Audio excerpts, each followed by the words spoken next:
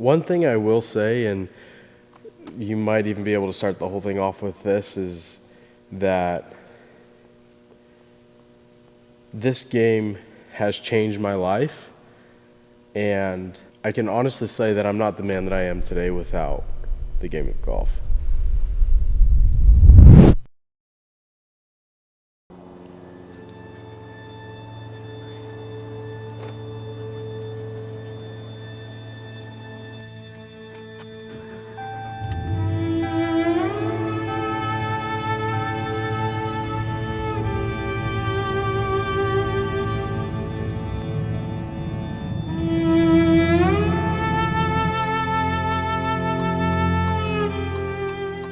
I don't think without this game I am who I am today. I think this game is what has made me become the man that I am. And I can say that with a lot of confidence. I think it's taught me so much. It's funny because I used to say growing up how much this game of golf is like the game of life, right? You know, the moments that are great for you where you feel unstoppable, it's like when you're making birdies and eagles, right? When you feel like everything is just kind of mellow, you're going through life, you're making pars. And then, you know, obviously the double bogeys, the bogeys, and worse than that is like when you really feel like you're, you know, on that decline. But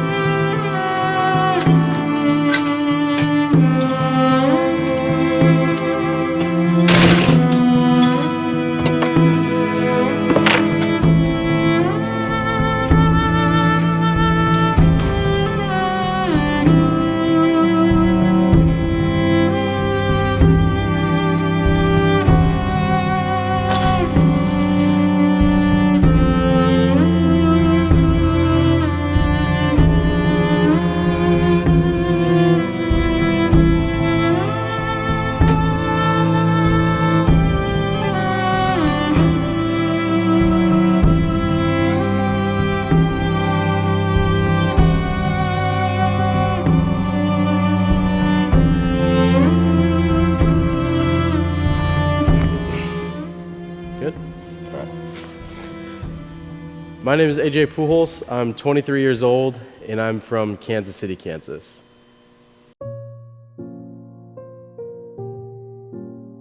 I started playing sports from a very young age. I mean, I think I had a bat in my hand before I could even walk. I played baseball, basketball. I think I tried soccer, but was never really interested in the game of golf. If you ask 9, 10, 11, 12-year-old me what I wanted my life to revolve around, it was baseball.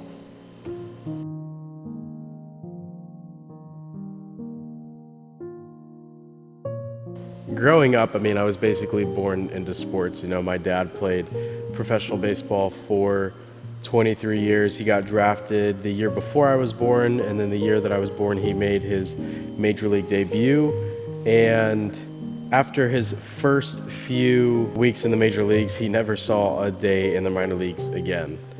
When he first broke out in the sport, it was unique because you never really heard of guys who only spent 1 year in the minor leagues and the next year make the team in the big leagues. At that time, it's a lot different now, but that was something completely new to the game.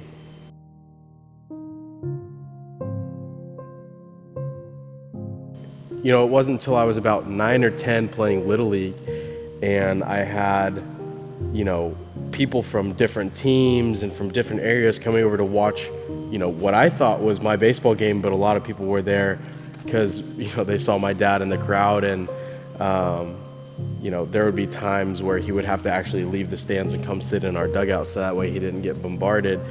And at that moment, I realized how much of a superstar he was.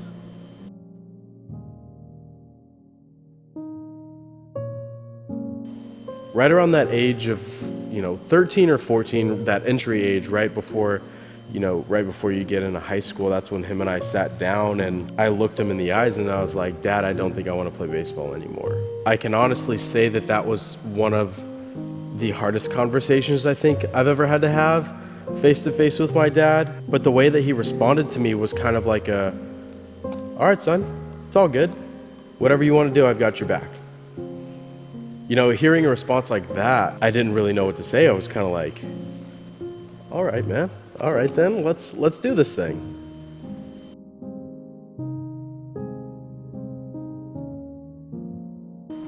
Growing up, I didn't have a whole lot of experience with golf. I mean, he would take me to the driving range when I was very little, probably started around the age of 5 or 6. And then as I got older, he tried to put me into some golf camps. But like I said earlier, like baseball was all I ever thought about. It's all I ever dreamed about, all that I could imagine. So I didn't really have an early interest into it. But my freshman year going into high school, when they didn't have a baseball team, I tried out for the golf team. And I had kind of spent that summer grinding. I was taking lessons, and I wanted to go in there and not really make a fool out of myself. So, when I tried out for that high school team, I remember the coach telling me I made varsity. And that was the day that I decided I'm going 110% in on golf.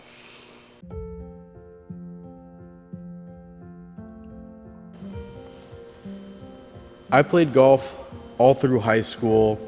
I spent 2 years in Kansas City playing golf, my freshman and sophomore year, and that was a time when I had met Garrett from the very beginning. So I played for my high school team back in Kansas. Summer going into my junior year, we moved out to California where I went to a different high school. I met the coach. I practiced with the team a few times the summer going into it, made the team. My final semester of high school, that final spring season is when I got the offer to play at Vanguard University, where I spent 4 years playing on that golf team. That was almost like a sign for me that everything was going the way that it was supposed to be. I knew that in that moment, I'm exactly where I needed to be. When I chose to play golf and I went down that route, it was almost the decision of like, okay, baseball is the Albert Pujols thing. And I didn't want to be known as Albert Pujols' son in baseball, right? So I chose to play golf because I wanted to be known as AJ Pujols, the golfer, rather than Albert's son. And that's not to say I'm not grateful to be Albert's son, but it's just my identity is AJ Pujols, and I didn't want it to be Albert Pujols' son my whole life, right? It was almost like rather than saying, okay, I'm choosing to play the game of golf, it was like, no, the game of golf chose me. It wasn't hard for me to pick up the game of golf, and I have pretty decent hand-eye coordination, so it was just a matter of getting the small mechanics down to then, adjusting to more minor tweaks to the game to help me improve. Coming off my senior year of high school, I was kind of like riding the high of graduating, going into college, thinking that high school golf and college golf were going to be about the same. I was really excited, but then I realized like these guys playing college golf are on a whole nother level than what I just came from. In high school, the schools that I went to were competitive, but when I got to college, the competition was on a whole nother level because these guys were playing golf since the time I started baseball when I was a kid. So I had all this time that I had spent playing baseball when these guys were playing golf, because golf was their life and baseball was mine. That's when I wanted to kind of shift gears and go even harder than what I was going before, is because I saw how good these guys were, and I wanted to do the things that they were doing to get to that level.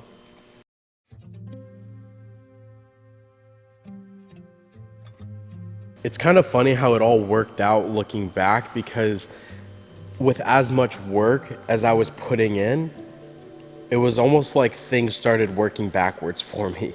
Rather than putting in the time and improving, it was almost like I was getting worse.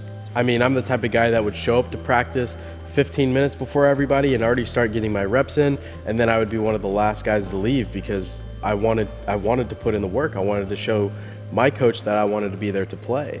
I think in my 4 years of playing college golf, I missed a total of maybe 4 tournaments. I missed the cut in one of the qualifiers, and then I can't remember the other 3 reasons why I didn't go, but I played in pretty much every single golf tournament in college.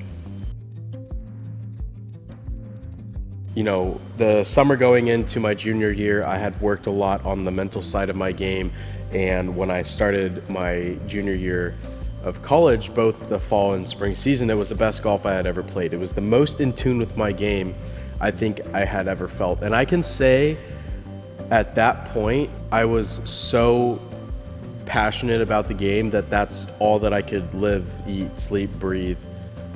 It started to consume my life. That's when I had the idea pop up in the back of my mind, potentially about trying to go professional. Golf had started to consume my life so much that I spent more time on the golf course practicing and playing than I did spending time with my friends outside of school or seeing my family. And that, that summer going into junior year, that whole junior year, fall and spring season was some of the best golf I think I've ever played in my life. I had a career low at the time. I was qualifying for every single tournament. I was probably the most locked in and playing the best I've ever had in my whole entire life. And then I ended up tearing my meniscus and having to get knee surgery.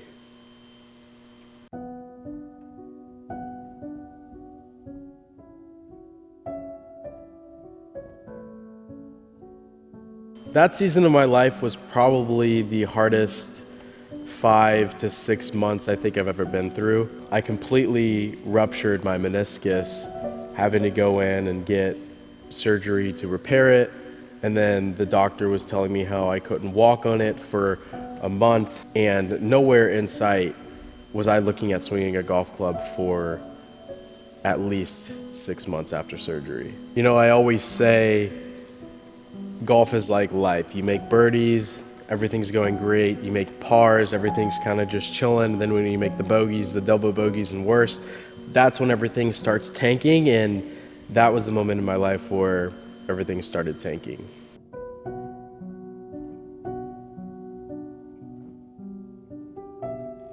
I got to a point in my head where I didn't think I was ever going to be able to pick up a golf club again. I couldn't bear to look at my golf clubs anytime I was going in and out of the house. They just kind of started collecting dust over in the corner. Another really tough conversation that I had was when I had to call my golf coach and say, hey man, this is what happened. I'm not going to be able to play. I just remember feeling like my whole world was crashing down when I was told that I wasn't going to be able to play golf. And I thought my shots of, going professional were over.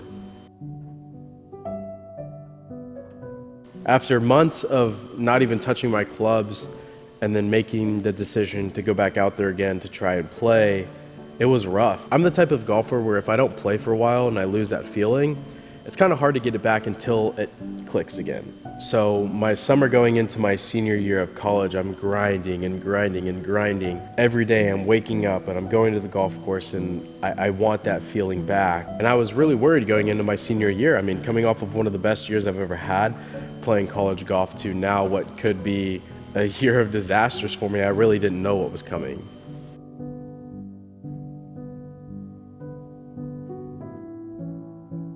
My senior year of college, going into the fall season, we had pretty much a completely new team. I mean, obviously the people that were there before me had graduated and moved on. Me and 2 other guys were the seniors at the time, and we had a completely new class coming in. And I remember making the decision before going into that season that I was going to make my senior year the best year of golf. Not necessarily for the playing side, but I wanted to be able to enjoy that kind of last ride.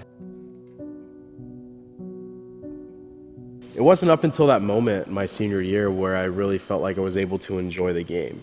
I think from the freshman year of high school till the junior year of college, I felt like I just had to prove myself. I felt like there were expectations and that in order for me to enjoy it, I had to be the best there was. And when I wasn't, it wore on me a little bit. But when I made that decision my senior year to just take it all in and enjoy it because I knew it was my last year, that's when I feel like my eyes really opened up to the beauty of the golf game.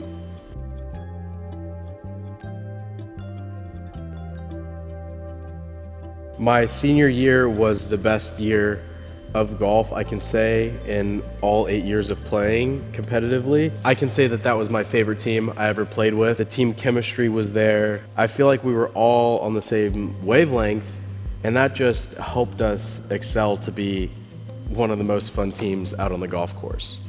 I never took a moment for granted my senior year, and when I look back, I You know, I see all the guys that I played with, I look back at the memories that we made, and I can say, regardless of how I played on the golf course, that year meant the most to me. I no longer found my identity in the game. I was able to find my identity outside the golf course, which opened me up and allowed me to be so much more free than I felt in the beginning. My final semester of college, the spring season, it was the last tournament of the year where I had my personal best. It was our GSAC National Championship down in Arizona, and with it being my last tournament of the year, I asked my dad if he would, be able to make it out to watch. I also had my grandpa and my uncle there too, who, were mentors to me and, kind of came to every event basically when I lived in the Midwest. So I had them come out to watch me play one last time. And I just remember having these nerves on the first tee with my dad there. He had been to college tournaments before, but with this one being my last one, I wanted to perform exceptionally well, obviously. And having him there on the first tee, I just remember looking at him. He kind of gave me a wink, nodded his head, and I locked in. And after that first tee shot, I remember entering a whole nother zone, and I played lights out.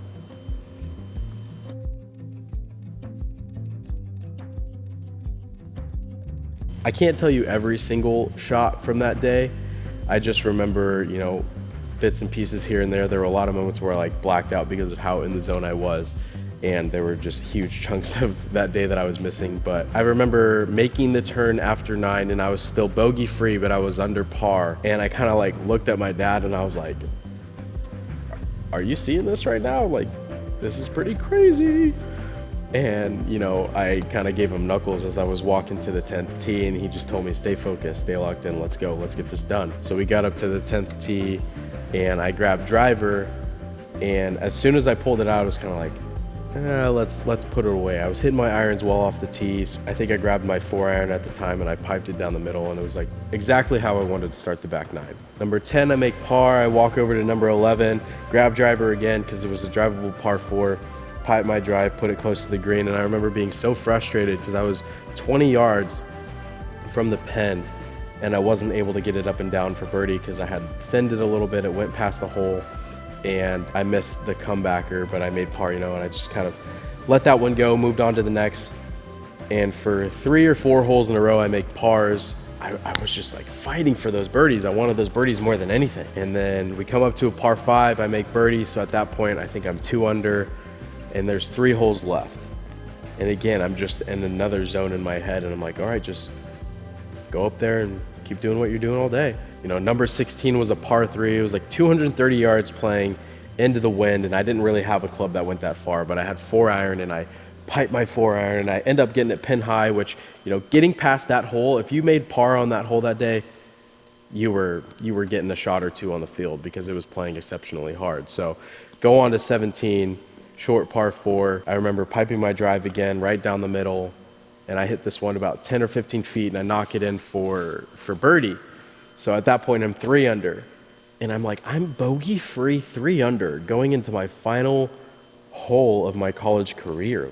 I was on cloud 9 at that moment, and I get up to the tee box, hole number 18, little dog leg right, par 4, smoke driver right down the middle. I have 75 yards into the green, and my dad, walking over there near me, I just remember being so nervous, and I kind of look at him and I'm shaking my head, and he just kind of gives me a thumbs up, nods his head again. It was he knew I had it in me. I grab my wedge, I get up to it, and I wanted so badly for that shot to just go in. I had my teammates there watching me hit my approach shot because I was the last one coming in. They were all sitting on the hill with my coach waiting for me to come in, and I just remember being so nervous, but I grabbed my wedge, hit it up there on the green, and I put it inside 10 feet. And it was a super easy look for birdie, and I wanted to make that so bad. If I made that, I would have shot 68, but I ended up missing that putt. I had a 2-footer to come back. I tap it in for a 69, and that was how it was wrapped up. As soon as that round was over and I shook the guy's hands, I walked right over to my dad. I gave him a big old hug.